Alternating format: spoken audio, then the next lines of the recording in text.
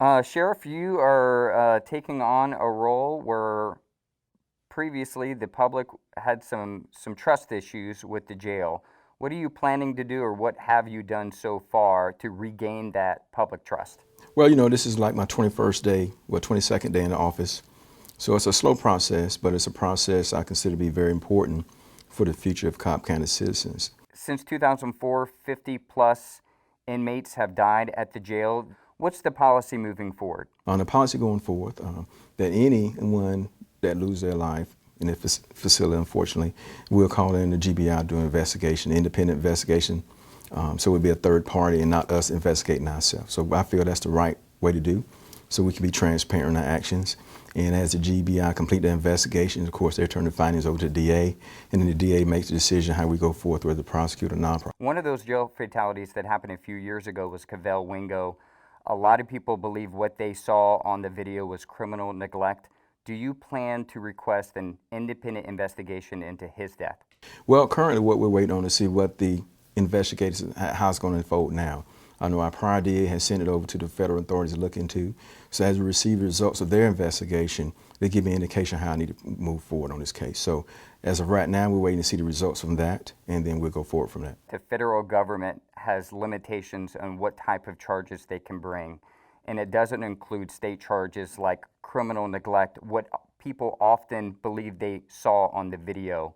Why wait for the U.S. Attorney's Office to determine something? Why not move forward now where you have the authority to ask GBI to investigate? Well, the reason I'm waiting is, as I spoke with our district attorney about it as well, we want to see what those initial findings come back. By me pulling the trigger on it now, it's not going to make much of a difference with me waiting 2-3 weeks. Hopefully we'll get it back within that time frame to open up the investigation if we have to. So time, for lack of better terms, is on our side. Is there a deadline for you where if you believe the U.S. Attorney's Office is taking too long that you will then take action? Well, I will have a conversation with the DA because I have not been privy as of yet, because I'm getting into office of what the whole case file was. Of course, I saw some of your videos of what happened, as everyone else has, but I haven't seen the case file that was produced and given to them that they forwarded.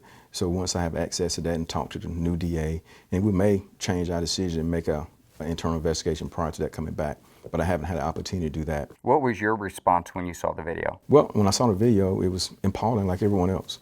No one should have to be treated that way, as I stated while I was running for office.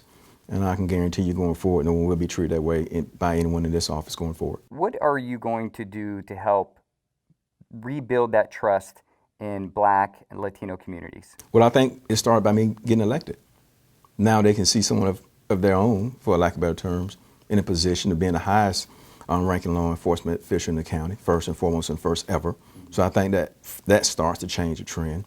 And by then, again, being transparent, having open communication with the community, and listening to our community needs. I think that is very important. It has been a stigma for many years about people of color coming into Cobb and having some issues.